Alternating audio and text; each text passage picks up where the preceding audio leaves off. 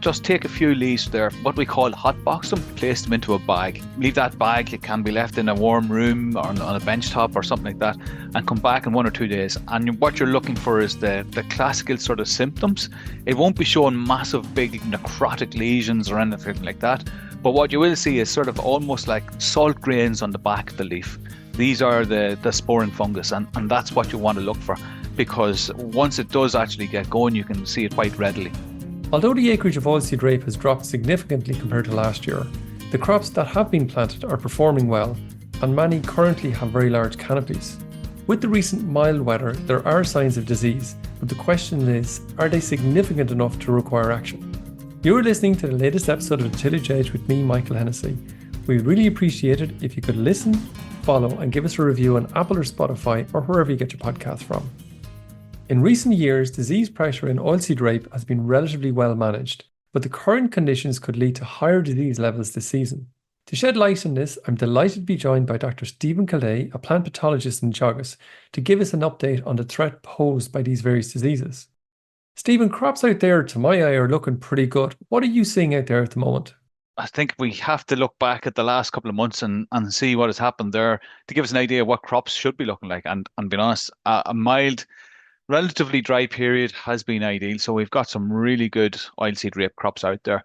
Some big canopies, looking, I suppose, all looking quite well at the moment, in most cases. Some pretty big GIs out there, Stephen, is there? Yeah, I think, look, as you're driving along the countryside, you can see crops and you'd be looking and going, what time of the year is that, being honest, yeah, they've jumped out of the ground. The weather conditions have been just ideal for it, Okay. So they've used up any sort of nutrients that were there, and they've been flying away. So for a lot of people looking at, very rich, I suppose, and lush crops as you're looking at the moment, they'd probably the next thing to think, yes, it's great and all that, but Jesus, is that driving disease somewhere in the middle of it? So having a big leaf canopy at this time of the year is a potential for, to be positive or negative. I think it probably has the potential for both, being totally honest, and it depends maybe on the type of disease or the disease we're talking about. So if we think of the main diseases that we might see out there at the moment, I suppose the one that springs to mind and is really visual is Phoma. And that is the one where you have your sort of your spots, a greyish type of spot with black pycnidia in the middle of it. So they're the ones that stand out. But actually, from a large canopy perspective, it's actually a good thing for it, because really where Phoma becomes a problem is later on in the season when you get into the stems itself, in terms of I suppose late May into June and the end of June, because it causes what's called stem canker. But to do that, it actually needs to grow from the leaf into the petiole and into the stem. So the bigger the canopy, it can take a little bit longer to get into that and into the stem. Now, that does, of course, depend on the weather conditions. The milder the weather, I suppose, the quicker you will get growth of the fungus. But as we're entering into a period now where it's getting that little bit cooler, you would hope that actually that big canopy would be a benefit. That as it's there, it'll take that little bit longer for the pathogen to grow down into the stem. The flip of that, of course, is going to be something like Life's Leaf Spot, where there's more material, there's more leaf there that actually it could be splashed around and things like that. But yeah, I think from a Phoma perspective, it's probably a positive. And when you mention Phoma, like that's one that is there when people talk about oilseed rape, but you don't really see that much on recommended list. They don't really measure for it, and when you look into the seed company varieties, they probably don't even mention it that much either. Do we see, I suppose we can take all that into consideration. Does it really have that much of an impact on yield at the end of the day? Being honest, it is a difficult one to say, because look, I think every year we can go into crops around this time, depending on the variety, you might see more levels of that sort of spots on the leaves than others. Whether that always transfers through to actually damage from stem canker later on can be difficult to see. It might be in part due to actually the weather conditions that we'd have later on in terms of damage, because the canker itself, what it causes in terms of damage is actually an early senescence. Basically, it probably is sort of curtailing the amount of nutrients and the amount of water that can be taken up. So if you're in a dry period, come I suppose early summer next year, yeah, you might see some of that damage, and that might be a reason why we don't necessarily see that huge big impacts. Because in a lot of cases, we probably don't run out of water, or we're not water scarce at that period. Um, but it is, we can look, I think every year you go into a field, you will see definitely some of these spots, definitely around. Again, could it be the canopy aspect that actually, okay, the lesions are there, but by the time they get anywhere close to the stem, the canopy is big, and it's actually or has cooled down significantly, so its growth is a lot slower. And of course, Stephen, what can often happen is that the leaves that the Phoma are on at the moment, they'll actually senesce and die. So the Phoma would have to make its way through that really big leaf to get into the middle of the plant. Is that the way it works? Absolutely. So if those leaves, if it doesn't get into the stem, it's not going to cause that damage. As I said, the real damage comes from when it gets into that stem and is felt later on in the season. So if those leaves drop off without actually reaching that stem, their impact is pretty much nil.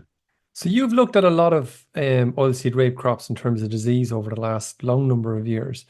In your experience, have you seen those stem cankers on oilseed rape crops that you've been looking at? You might see the odd one, but I haven't really. I suppose one that would spring out is it's going back about 10 years now. There was a variety, I think, called Charger that we had in Oak Park that had a huge level of them. Wasn't the biggest canopy that we would have ever seen, but when it came through to June, it was very difficult to actually see those stem cankers, and that's not just in the crop itself as it was standing, but afterwards we would have harvested, and we did struggle to see it there.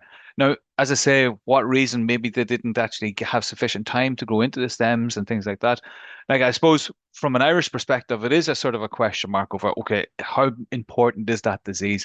But if we do look across the water to the UK, and that's I suppose where we would take a lot of our information from, it still is one of their major diseases. Just to finish out on the Phoma side of it, is there, come back to the UK, is there a threshold that they work towards? And we mentioned larger and smaller crops. Are there crops that maybe are more at risk than others? Yeah, absolutely. So in the UK, they work on a threshold of frequency of the infection in a field of between 10 and 20%. And you might go, 10 and 20% is quite a big difference when you walk into a field. But actually, that 10 and 20% does reflect, actually, I suppose, the size of the canopy. If you're in a crop that has been struggling from the get-go, it hasn't got a big canopy, that 10% is the one that's at risk. So if you've got 10 there, that's what they would be using as their threshold. As that crop gets bigger, yeah, it will facilitate, it can hold a lot more disease before it will have that impact. So the bigger leaf, it means that actually the pathogen or the fungus has to grow further in before it gets that stem, and hence it has a higher threshold before any action should be taken.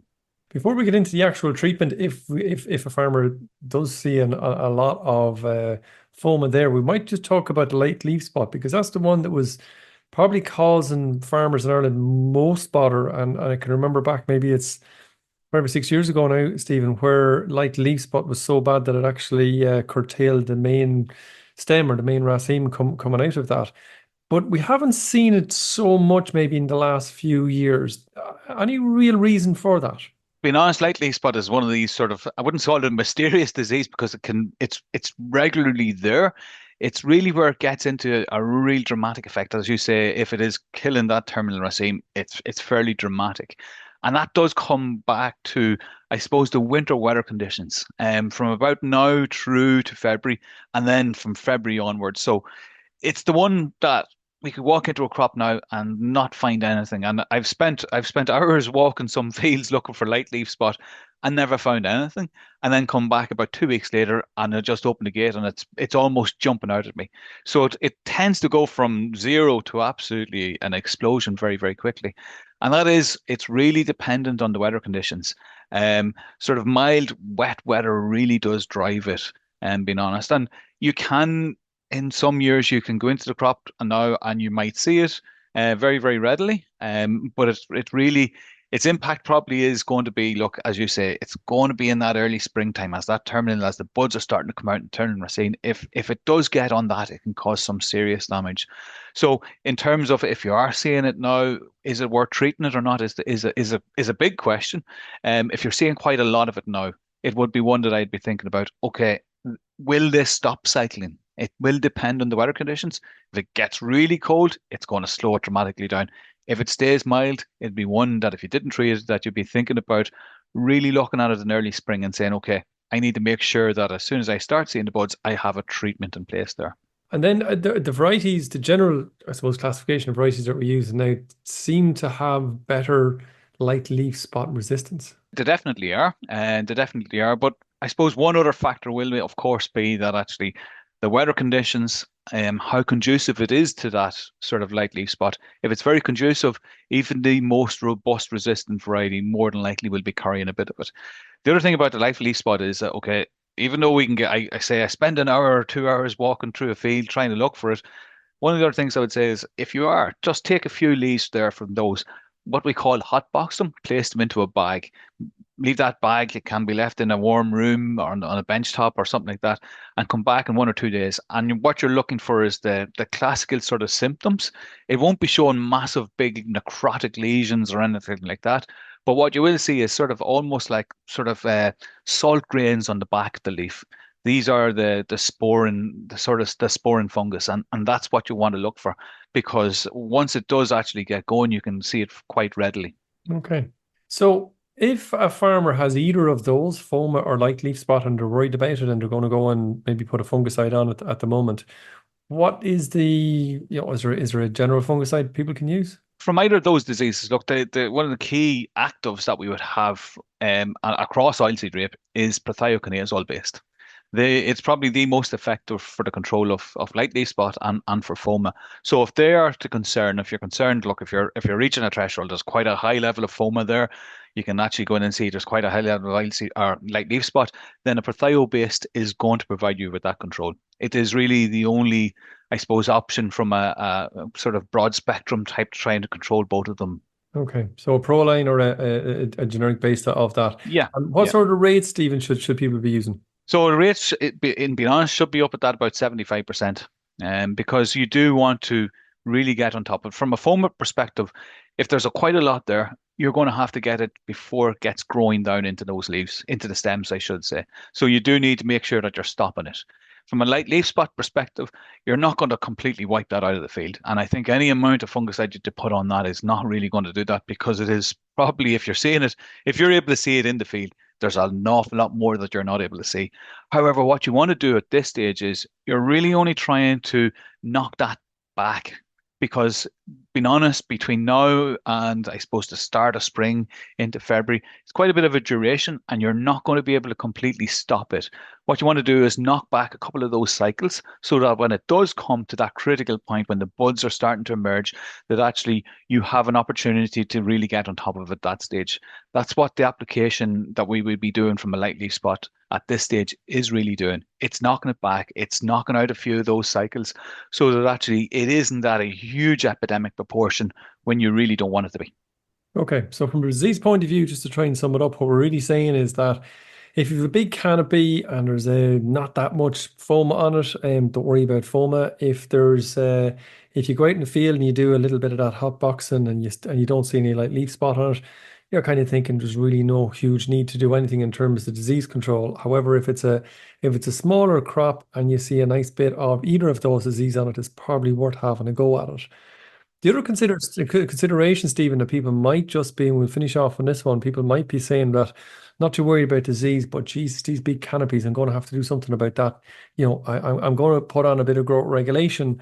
Now, what you're after talking about there is the likes of Proline or prothioconazole, which really doesn't have any growth regulator benefits to it, but the likes of tebuconazole, it does.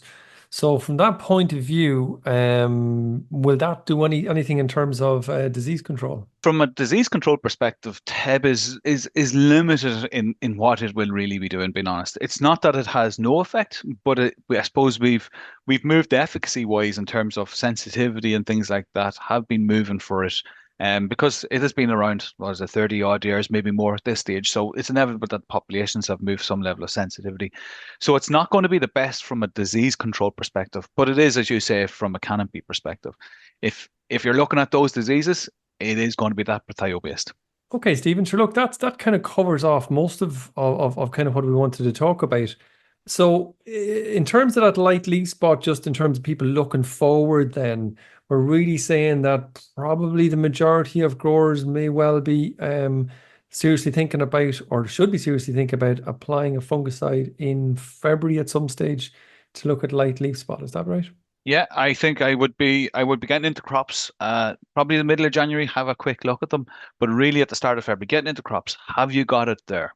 And that's I think there would be thresholds in the UK, but I think we're sort of moving away from a threshold perspective because we expect that when we don't see it, and then all of a sudden it moves well be up above the threshold. And I suppose some work that we would have done a few years ago would have been looking at I suppose the prevalence of the disease. And in a lot of crops, we were almost at 100%. So every sample that we were taking, we'd be hot boxing them. I should say this is probably from the middle of February onwards. We would have been hot boxing, and we could get that disease pretty much in everything at that stage. And really, you want to be probably a little bit slightly before that. You want to make sure that as soon as it starts to develop in the field, that you're getting on top of it. So it really is one to be looking at, I suppose, probably from the end of January onwards. Get into the crops, take samples. If you don't see it, hot box them, come back to them a couple of days and see if you can see it. Okay, Stephen, as always, huge thanks to you. Loads of information there, I think, and I think it's relatively clear what the actions farmers should take. Stephen, thank you very much. No problem. So that's it this week, and my thanks to Stephen for joining me on the podcast. The National Potato Conference will take place next week, November the 21st, in the City North Hotel in Meath. It promises to be an excellent event covering areas like potato consumption and trends, seed supply for 2025, and dealing with the new blight strains which are proving problematic for the industry. The event starts at 9:30 a.m. and I hope to see you there. Finally, don't forget, if you enjoyed the podcast, and recommend it to a friend or colleague. And as always, rate, review and follow on Apple or Spotify so you never miss an episode. And for more information, go to teagasc.ie. I'm Michael Hennessy, thanks for listening, and I'll be back next week with more tillage news and advice.